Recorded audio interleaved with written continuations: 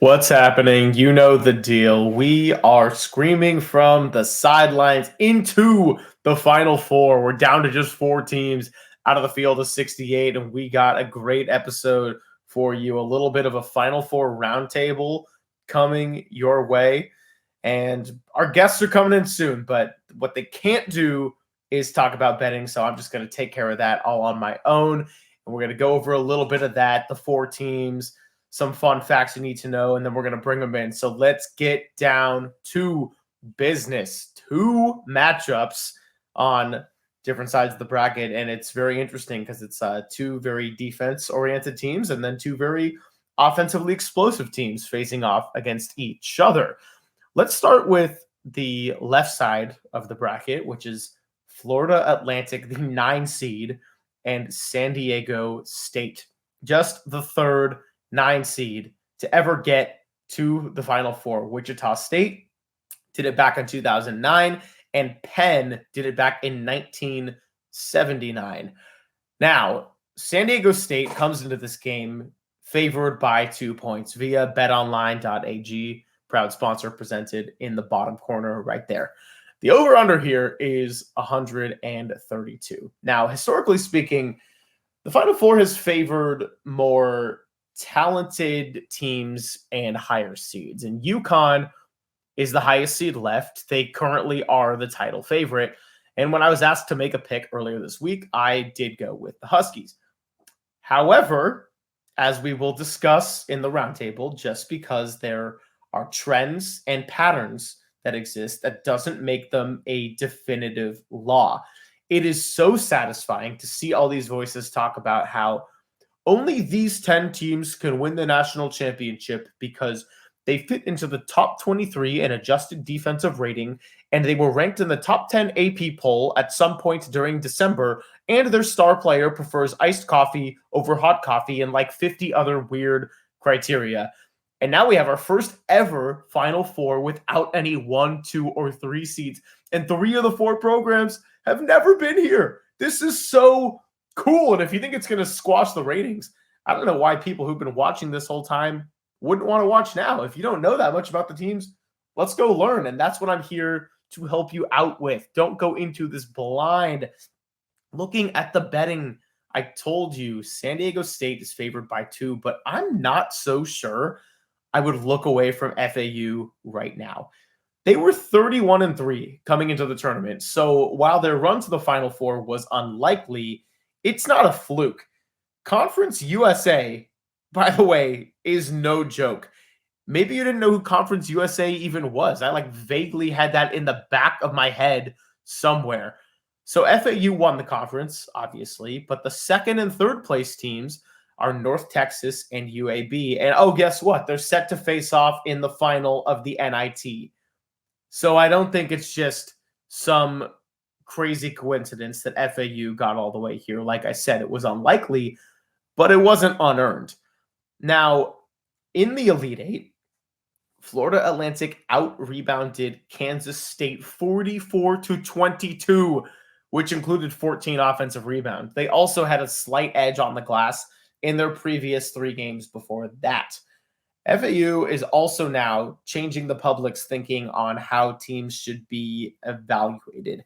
Had this team lost 1 or 2 more games or won at the wrong time in their conference tournament, a really good squad would have been kept out of the field of 68. This is true. I would like to talk about the San Diego State Aztecs too, because they also have earned this Final Four run, just like their opponent. A lot of noise was made in 2021 last year. 2022. Gosh, I cannot do my math. A lot of noise was made last year about Kansas and their redemption run in the tournament, because when March Madness was canceled in March of 2020 due to the pandemic, Kansas was in position to get the tournament's top seed. And then they captured that championship last year in epic fashion with a major comeback over North Carolina. I also want to throw San Diego State into this conversation because at the time of the shutdown, they were 30-2. and had serious hopes for a championship run. So the Aztecs now are in the Final Four for the first time in program history. Their three-point defense has been their special ingredient. They have the number 2 ranked perimeter defense in the nation, and this is a big part of why it's so hard to beat this team. Even if offensively, they don't have the level of explosiveness that UConn has or that Miami has, they're not a group that gives up insurmountable runs. Take the Alabama game, for example. Alabama, the top seed, was starting to pull away in the early stages of the second half, and the Aztecs completely stifled their playmaking in the last 8 minutes, and they got back into it with their defense. FAU is tough because they have 3 players that average double-digit scoring. But as a team, they're not shooting the ball well from the outside. They're just about 31% in the tournament. But they still got here, right? So going back to the flip side, they have 9 players that average at least 15 minutes per game. So Dusty May is not afraid to play with a variety of lineups in this deep rotation, and he will tinker around with that if he has to against the Aztecs in the Final Four here. So there's a lot to unpack here, and I will make my public pick on Saturday. But that's some info I wanted to present, and I just want to plant it in everybody's head that Florida Atlantic isn't some undersized team that doesn't deserve to be here. They've earned it, and San Diego State plays a very similar style of basketball. So I think it's going to be a great matchup. I would probably lean toward the under, but I think we're going to get some weirdness in the first half too, and that might be a lot of scoring because of defensive errors. The emotions are going to be high. There will be some jitters with both of these teams that weren't necessarily expected to be here, and now they're on the biggest stage, and their phones have probably been buzzing all week. So I think we might get some weirdness, but I don't dislike the Florida Atlantic play here as much as I like San Diego State being in California. Let's go to the other side of it, Miami versus UConn. So right now the line is UConn favored by 5.5, which shifted down from 6. So that's a lot. The over-under is at 149.5. I love this game. One team in Miami looked like they were about to go down in the first round and then again in the Elite Eight. But their opponent, UConn, has blown out everyone they've faced thus far. Jim Larinaga is back in the Final Four 17 years after he took 11 seed George Mason there in one of the all-time Cinderella runs. Miami has the tough task ahead of trying to stop Sanogo and Hawkins. And for a team that ranked 104th in adjusted defensive efficiency, on paper, this isn't great. However, ever since nearly being upset by Drake in the first round, Miami has been pure buckets. They've scored 85, 89, and 88 points in their last 3 games since then. Plus, you can't really count this team out. So they may be -2 in their scoring margin when it comes to the first half. But in the second half, they're +46 over 4 games. And UConn can't take their foot off the gas like they've been able to do in their previous few games. I think Miami is going to be a pain. They got incredible guard play. Jordan Miller is a great guard-forward combination, came off his perfect shooting performance and 27 points. And you got Isaiah Wong. So it's a tough team to stop. Now, let's talk about UConn too, because, yeah, they are the favorite. Their size, toughness, and shooting has been on full display, and it seems like this group really feeds off of Dan Hurley's energy. So it is fair to say at this point that the Huskies were underseeded. But also, who really cares about seeds at this point? UConn's best player is Adama Sanogo, who is also the top scorer in the tournament with 80 points. He's also averaging 9.8 rebounds per game and shooting 66% from the field in the tournament. And when Sanogo scores at least 20, UConn is 19-0. So typically he's a good indicator of the team's success beyond just his individual performance. UConn has struggled when teams limit transition opportunities and apply very aggressive ball pressure. Now, credit to Dan Hurley and UConn because they have adjusted well by running the offense through Andre Jackson. It has worked for them, and the forward has racked up 31 assists throughout this road to the Final Four. Including the tournament games, the Huskies have 19 wins by 15 or more points, which is tied for the most in the entire country. Miami should be able to make it a shootout, but the bottom line is somebody's going to have to make plays on defense, and that will almost certainly be the team that ends up heading to the championship game. As far as betting goes, I love the over at 149.5. I think players are going to score. That is the strength of this team. I don't want to overthink this line. Over-unders are tough, but I feel more comfortable placing my bets with about 7 really explosive scores on the floor. And you know what? I would take UConn to cover the points. I probably would at 5.5. And that's no disrespect to Miami, but it's hard to picture a team getting stopped that hasn't been stopped. So that part's not official. I'll give the bet. I'll see how the line changes by the time Saturday rolls around. But that's kind of where I'm at with UConn in this game. Love the over. Kind of leaning toward UConn on the spread. Big thank you to CBS Sports' Chip Patterson for providing a lot of this useful information that was used in this little segment. But now it's time to begin our Final Four roundtable with the Spinellis. You won't want to miss it. Here it is. Screaming from the sidelines, back here again. I just recorded the pre-segment. Now we're bringing in the 2 guests that we have. One of them is a very popular member of the show because we just had him on, and he's back again. And it is Coach Scott Spinelli. Been all over the country, sent 5 unranked recruits to the NBA, has done work in scouting, and he's back again. So, Coach, thank you for returning so quickly. Thanks for having me, Greg. Such a fun show to be on. Always a pleasure to be with you.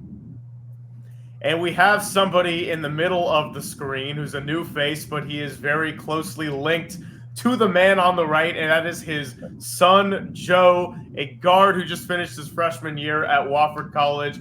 Joe's going to talk about the Final Four with us from the player perspective, so something that I cannot give you, but he certainly can. Joe, thank you for being here, and welcome.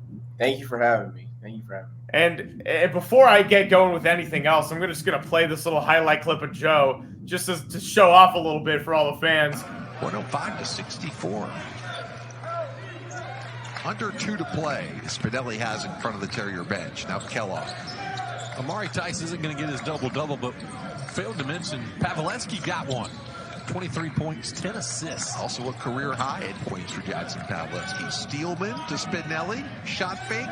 Floater. Good. Joe Spinelli with And how about that? So Joe, I got to ask you, going in for your first college bucket like that, what are you thinking? Are you just so calm and just it's routine because you practice so much? Or were you about to shoot that shot thinking, this is awesome? No, yeah, I was just another game playing and nothing too much like that. I didn't think of anything like that, but definitely a big moment scoring your first collegiate point like that, for sure. I'm sure you made Pops proud over there too, so that's always a good thing. All right, well, listen, we actually, I know Gabe couldn't make it, but it's not just one Spinelli that plays D1. We have your other son, Gabe, who just finished his freshman year at Evansville. He is now in the transfer portal. But I got a pretty cool Gabe highlight that I want to put up here too, thanks to you, Scott. And look, man.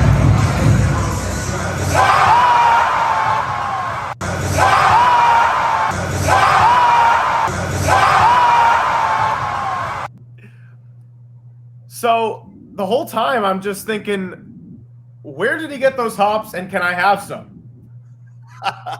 Joe, why don't you answer that? Because it certainly didn't come from me, Joe. I couldn't answer it either. Well, I think probably my mom. There you go, Joe. Yeah. Joe, we better say the right answer, both of us. It's always the mother half that's the better half anyway, am I right? So nothing new here. But it just goes to show that basketball runs deep in the Spinelli family. And it's really cool because we're going to get into the Final Four. You know, Scott and I previewed the Sweet 16. We had 8 matchups, some of which left us with surprises. Others, we expected more of what we thought we were going to see in discussion. And I think it's great that we're going to get a little bit of insight as opposed to just talking about the games and giving all the same analysis that's going around. We got a lot of great context to give just in terms of the player and coach perspective of what these coaches and players are going through this week. So, Joe, the first thing I want to ask you before we get into these 4 teams is I noticed you and Gabe both at college, you have the same jersey number, which is 21. Is there any significance there?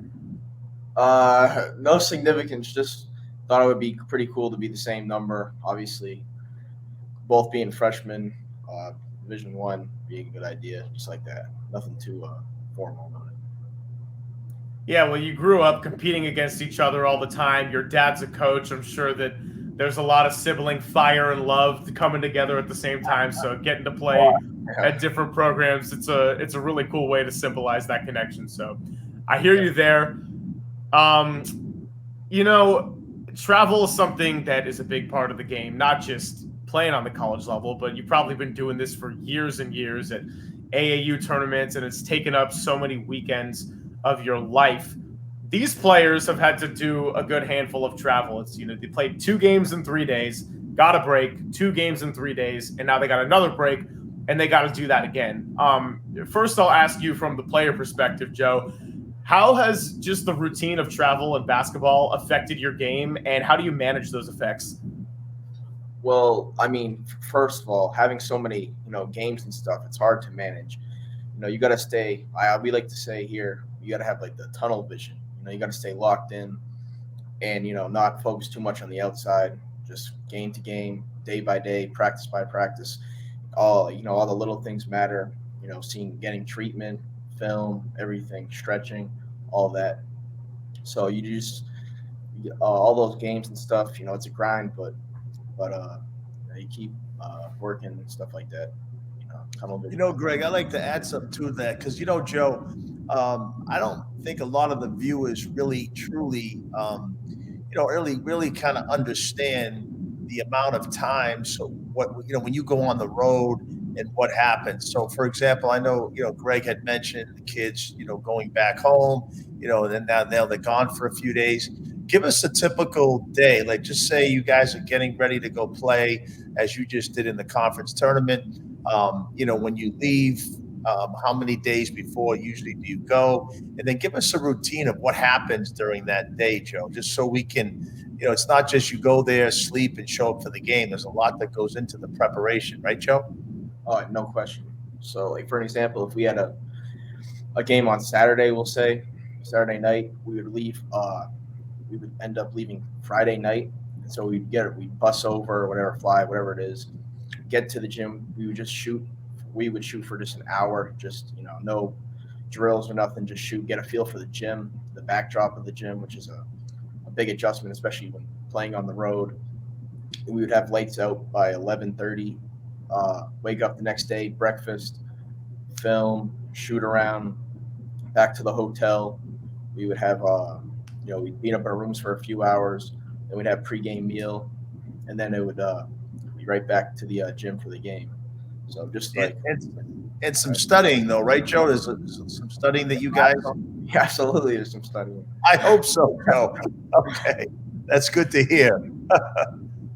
But hey, on a more serious note, with that studying, there's a lot of arguments, and the whole NIL deals around college basketball is a very long and nuanced discussion. But I think that's one of the big arguments is that there was always the NCAA saying you're getting a free education. And yes, you are getting an education. It's not that you don't do work, but when you talk about the level of discipline that you have to have, whether it's traveling or even just playing at home, the strict bedtime, the routine, the spending hours and hours in the gym and habit building, being a student athlete on the Division I level is very much like a full-time job, and I think that players should be able to capitalize off that opportunity before they go pro, and 98% of them don't end up going on that level. So I think it's an important nuance to the game for sure. Now, Scott, we got to hear it from the player perspective, but in a way, it's almost got to be crazier as a coach because you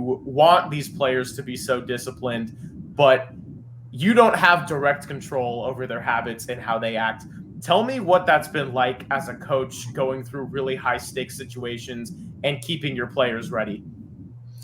Well, look, I think it's a big part of the success that teams have is it starts in recruiting and really evaluating the player, not just in terms of his ability to play the game, but his character, his habits in terms of his discipline. And again, I think it's a very important part of recruiting that I think is somewhat underrated. And look, when you go on the road, there's a certain code of conduct. There's a certain, way we expect the kids to behave, to conduct themselves.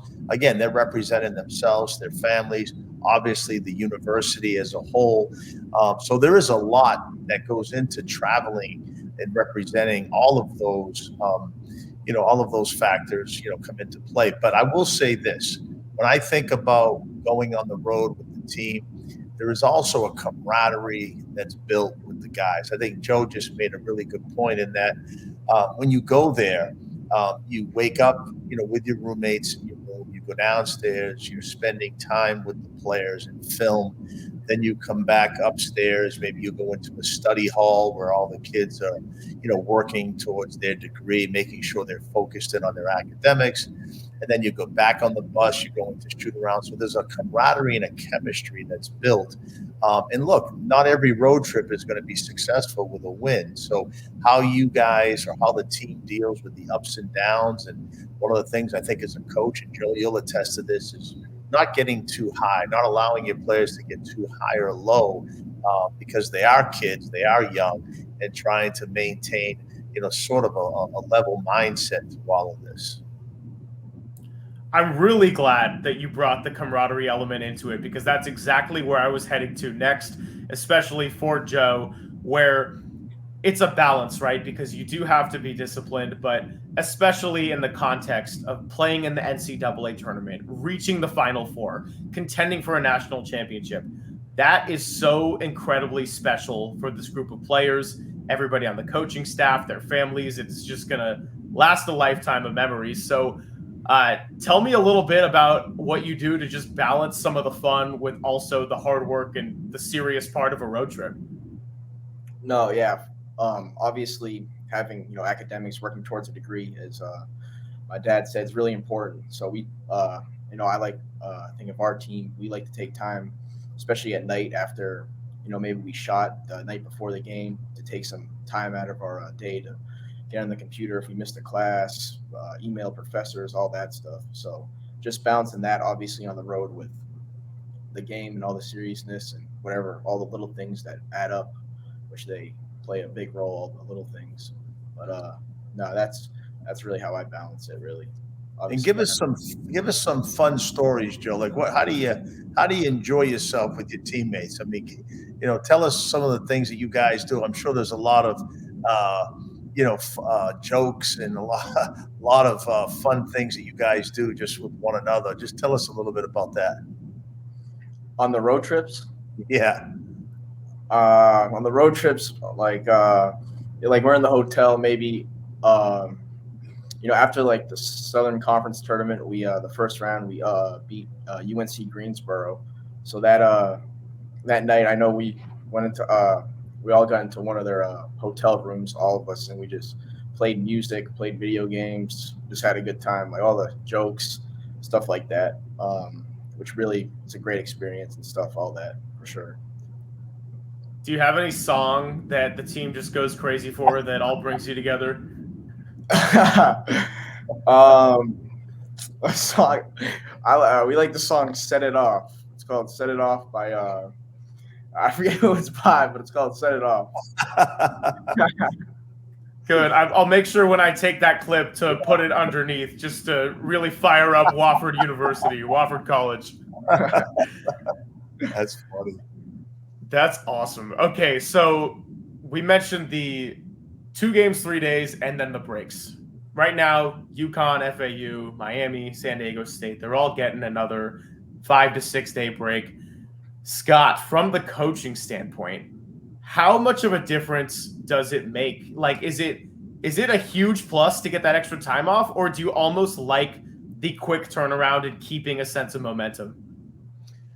Well, I think you can look at it both ways, but look, for the kids, and trying to get back and, grasp everything that just happened, I think it's important to have some time off. And, look, I mean, from a coaching standpoint, you're trying to get prepared now, for the possibility, most importantly, that next game. And then obviously, you'd have some coaches on your staff start, kind of dividing up the other 2 teams, obviously with the expectation that you are going to win, and you're ready for a short turnaround. But having that time off, and I know Joe knows this too, I mean, the amount of time the coaches spend in preparation, figuring out a game plan, that, you can put your team in the best position possible to win the game, whether that's a certain matchup that you can kind of watch on film that is an advantage for your team that you can exploit to the opposition, whether it's something the other team does on offense that you want to take away in this game. And it's just things like that gives you a lot of time here with a few more days, to prepare. So I do think it's very, very important for the coaches. And, look, I mean, Joe said it. I mean, these kids are still in school, right? So you come home for a couple of days and you're able to go to class.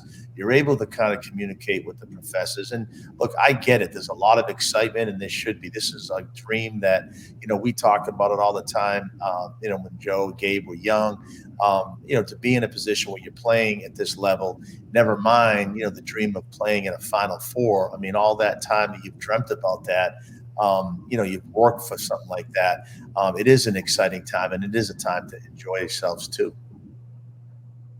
Yeah, I think you said it perfectly right there. So it's like the best spring break ever for these kids right now that get to go and be in the Final Four or got to spend March Madness. And actually, the school I went to, UCSB, proud 14 seed of this year's tournament, we're on the quarter system. So a lot of these kids were dealing with finals right around the time that the tournament was going on. And I'm just thinking that's next level commitment right there. So luckily for all these semester kids, not a problem for another month or so. But I want to know, and I'll turn to you first on this one, Joe, because the internet and phones and social media and the way it's become an everyday part of our lives is so new. Like really within the last decade, it's transformed, and even probably the last 3 to 5 years, it's just taken on new heights. And I heard a story on a broadcast earlier in the tournament where I don't remember who was on play-by-play, but he was discussing how when one of the coaches was an assistant at Florida and Chris Chiozza had that game winner against Wisconsin, they all slept terribly that next night. They looked exhausted the next morning because their phones were just buzzing all night and they couldn't get any sleep. And it's been a way of disciplining yourselves. Tell me about managing your relationship with your phone and social media and everything that comes with that when you're trying to play at a really high level. No, yeah, it's definitely tough. As I alluded to earlier, having the tunnel vision, I think that's really important, especially, I know the older guys on our team, the veterans, if we played a game that was late one day, at night, to get to bed, hydrate, all that, I think that goes hand in hand with social media and stuff, really being disciplined and, having that tunnel vision, just getting ready to play the next game. But it's definitely hard, especially in today's society with social media and all that stuff going on, for sure. It's hard. Do you try to have like a hard cutoff of when you're just putting the phone down, silencing notifications, like, no, this is it, I'm done? Yeah, I try to, especially on game days. Yeah, I know me and my teammates do that. Yeah, like do not disturb, stuff like that. Turn that on. Yeah. Scott, do you keep him in check? You give him a call and make sure it goes right to voicemail, no ringing? Well, you know what, Greg, on a serious note, and I think most parents who will view this show, they'll understand when you have children in college. We've got 3. So we've got our daughter is in Boston College. She's in nursing. And obviously we've got Gabriel and Joseph who are freshmen. Your phone's always on, and you're making sure that, if they need you, or if there's a phone call that comes in, and, that as a parent, a mom and dad, I know my wife sleeps right by her as well as, myself. So you're always having that phone on. But I think you make a good point too, Greg. And I think, Joe, you kind of answered it, having discipline, with your social media, because as you said, Greg, you could stay up all night pretty much after a big win and check out all of the different posts and text messages and Instagram, direct messages. So there's a lot that goes into it. And again, Joe said it best. You have to stay disciplined with tunnel vision, and somehow you got to find a way to block that off. And again, if you have veteran players, I think that's a huge advantage, that Joe just said too, having those veteran guys that can help the younger guys and make them understand that, hey, this is one game. Let's not get too high or low, and let's stay, as Joe said it, let's have that tunnel vision for that next game. So have either of you, and this isn't necessarily a opportunity to like call somebody out, but just more of the you could just answer it in the broad sense.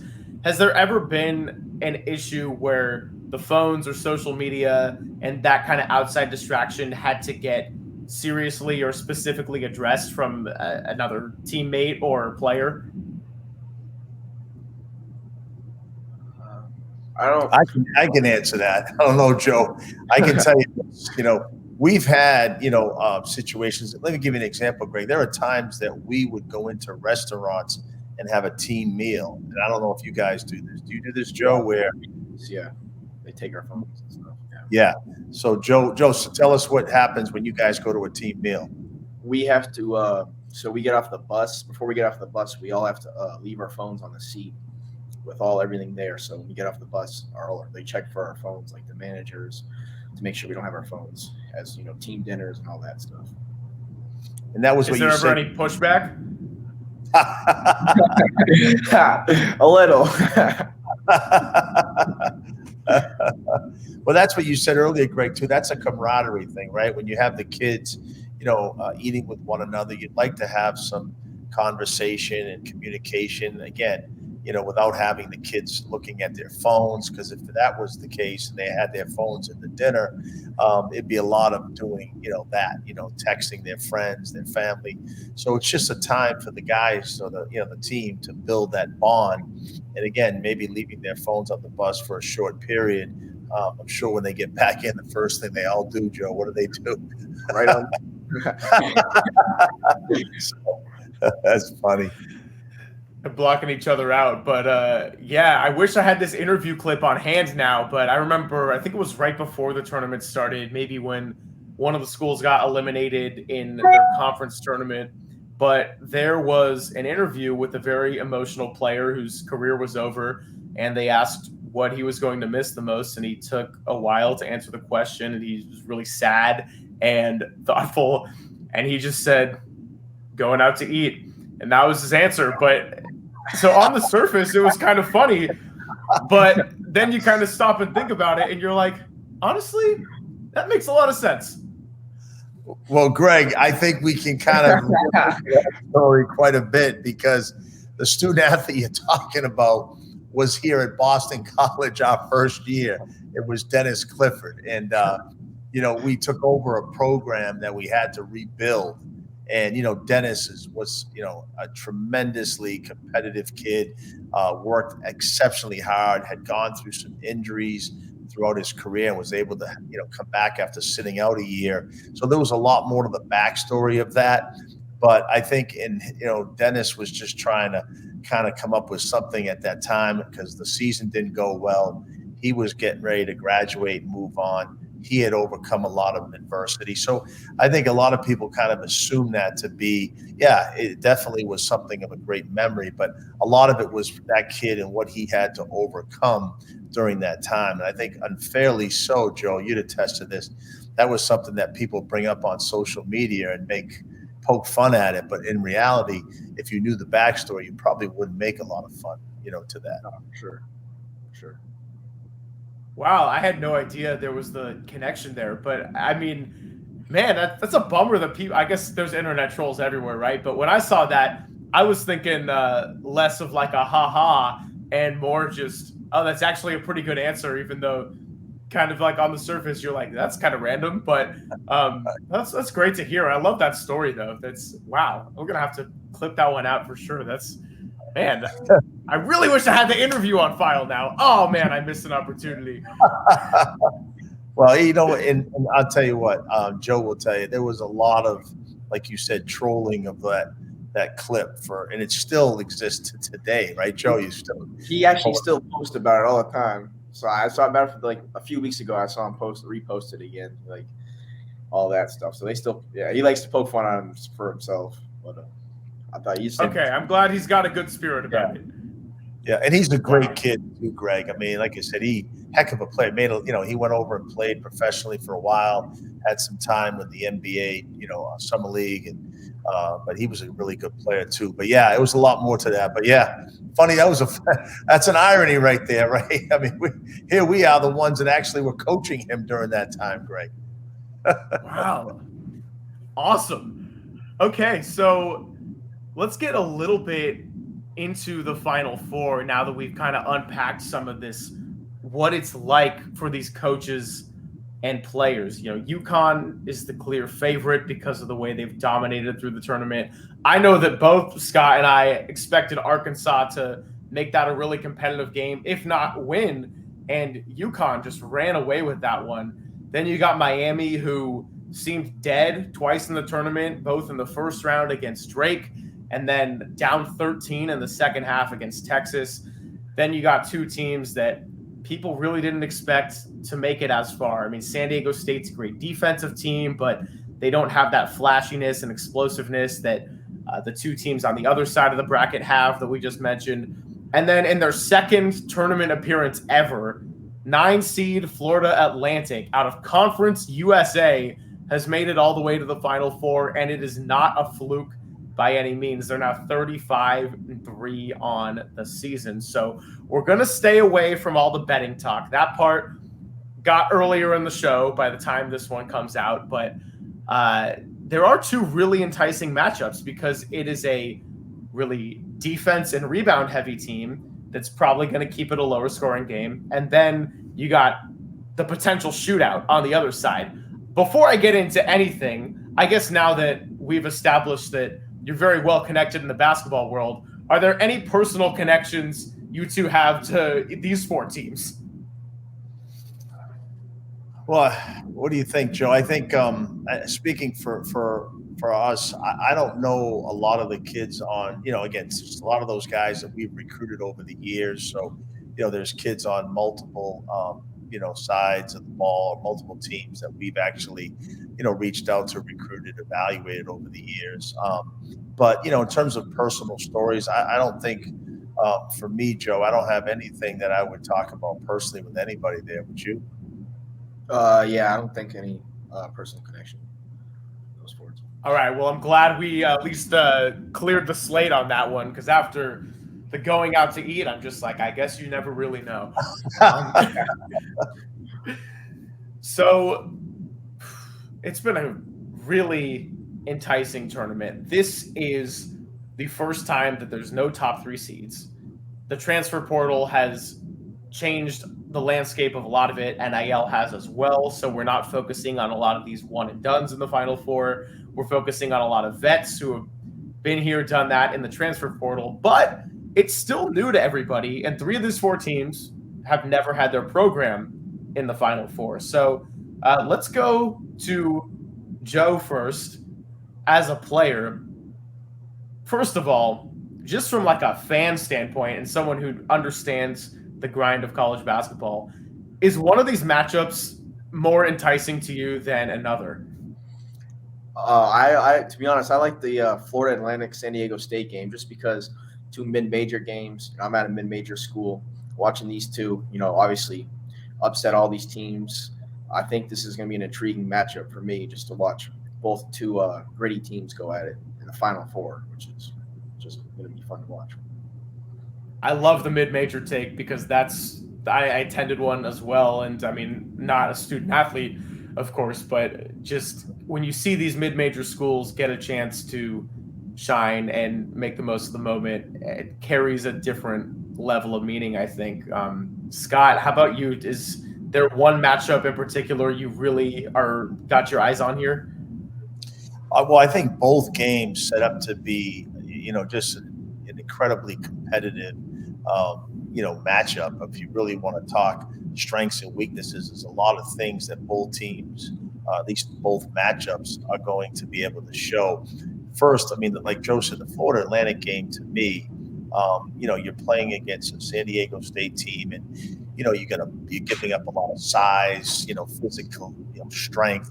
And Florida Atlantic has done in this tournament, especially over the last couple of games, especially the last game against Kansas State, is that they've showed there's really no true metric or analytic to measure a student athlete's will or desire to win a game. And I think it was really obvious in the fact that Florida Atlantic out-rebounded Kansas State by 20 in that last game.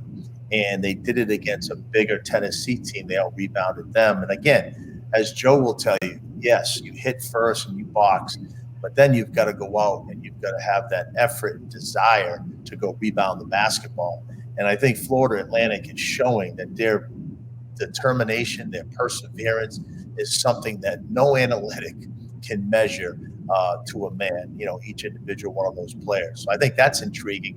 And as far as the Miami-UConn game is concerned, and I think, Joe, we've always talked about this as you were growing up, you and Gabe especially, in that, you're seeing a lot of players out there who are very skilled, guys who can all pass, dribble, and shoot. And Miami especially is filled with a team of players like that. They might not necessarily have the 7-footers or the 6'10" guys that UConn has, but I'll tell you what, they have the guys in every position who are all very versatile and very skilled. And I think the fact that they can really shoot the ball from the three-point line in multiple positions, I think it really sets up to be an interesting matchup. I think that was said perfectly. I think what makes this Final Four so awesome is that all four of these teams have earned it, but it was by no means expected. Like, yeah, of course, everybody's bracket got messed up for the people that filled out brackets, and having just one of these Final Four teams, I mean, I guess people had UConn, but if you had two of these Final Four teams in, that is super impressive. I would go as far as to say that I don't know how many of the Final Four teams people had even advancing one round. Like, I didn't hear a lot of FAU over Memphis talk in that first round. I know Drake was kind of a semi-trendy upset. I ended up falling into that trap. Charleston, another 5-12 that people had their eye on against San Diego State. And yeah, so it is, and then Iona was UConn's opponent, and everybody loves Rick Pitino. So there was nothing given there. And I don't know. I got to say, I love the fact that the matchups are teams that play similar style and then teams that play similar style, but it's entirely different. And I think it's going to make for a great championship game. Now, on the prediction front, Joe, if you had to give me a national champion, what would you go for right now? This is a tough question. So many good teams in the four.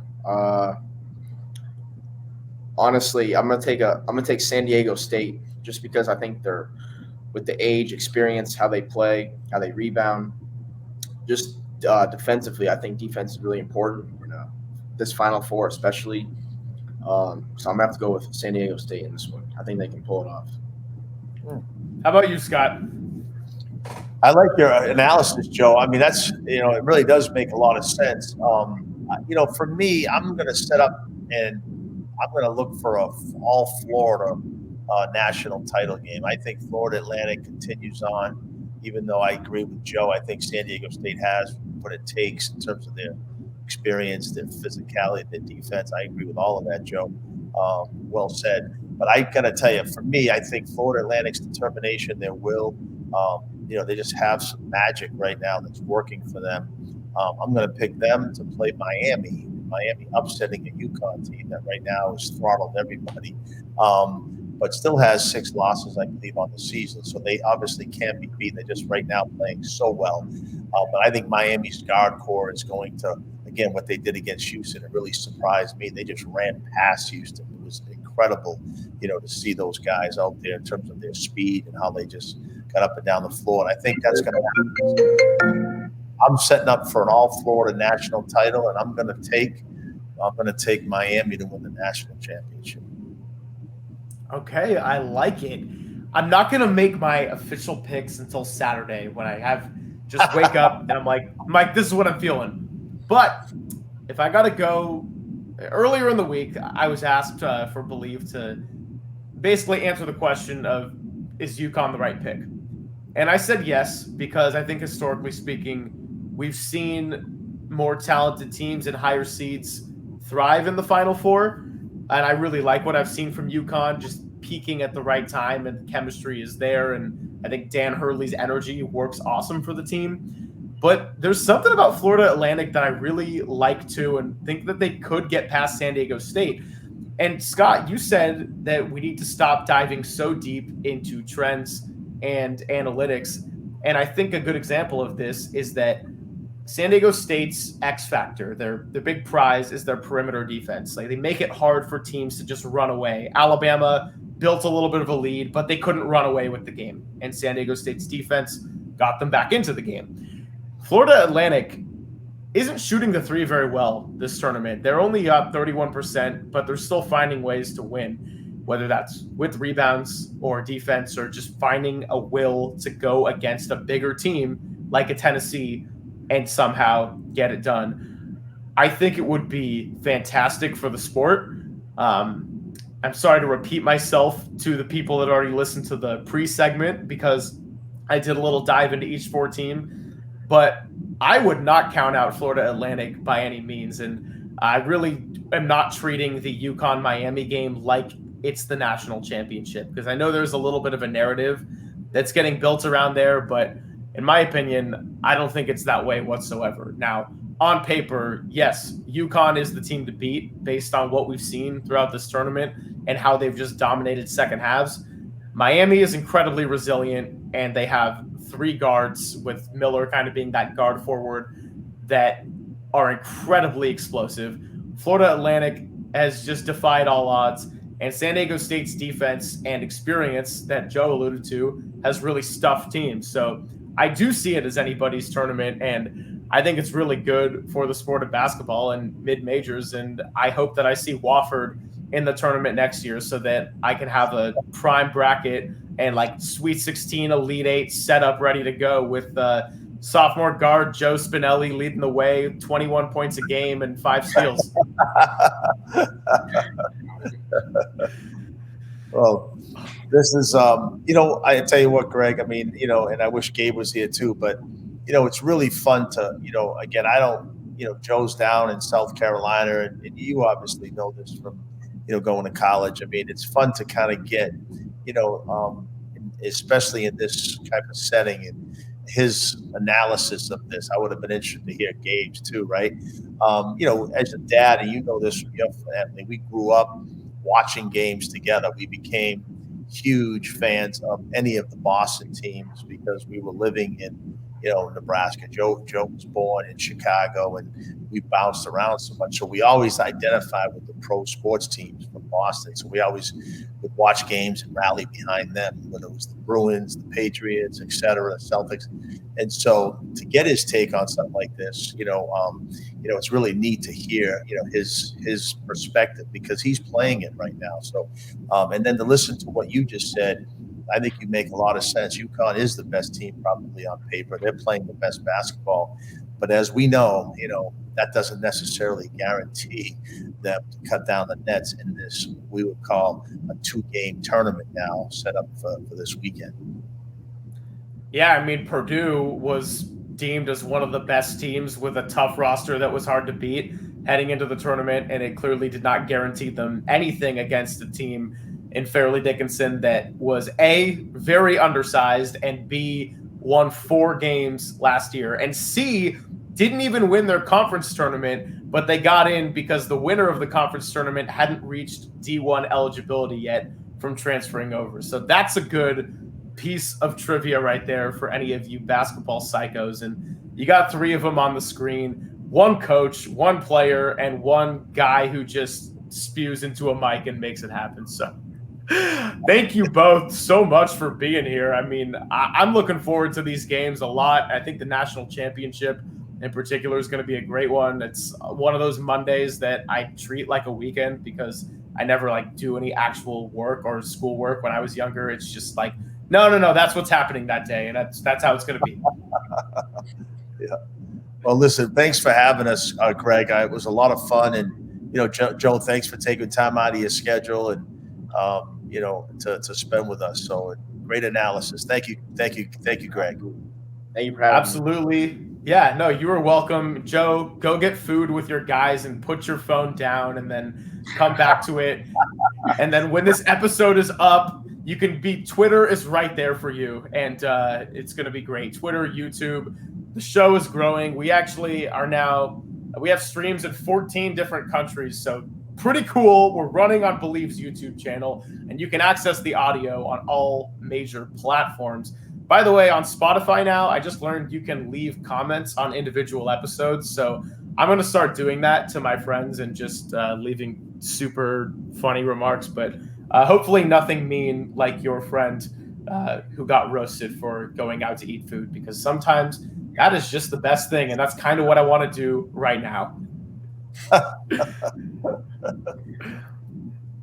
All right. Thank you guys so much to all the listeners. We'll be back soon with a lot of content, and please soak up the end of this March Madness. You got women's Final Four. You got men's Final Four. NBA playoffs are around the corner. The WNBA is starting up in May. So really, we're just in what I like to call the nonstop phase of basketball, which is exactly how I like it. Don't forget to rate, subscribe, like, share, all that fun stuff. Check us out on YouTube, other shows on the Believe Network. And I would be remiss if I didn't end it by saying to keep screaming.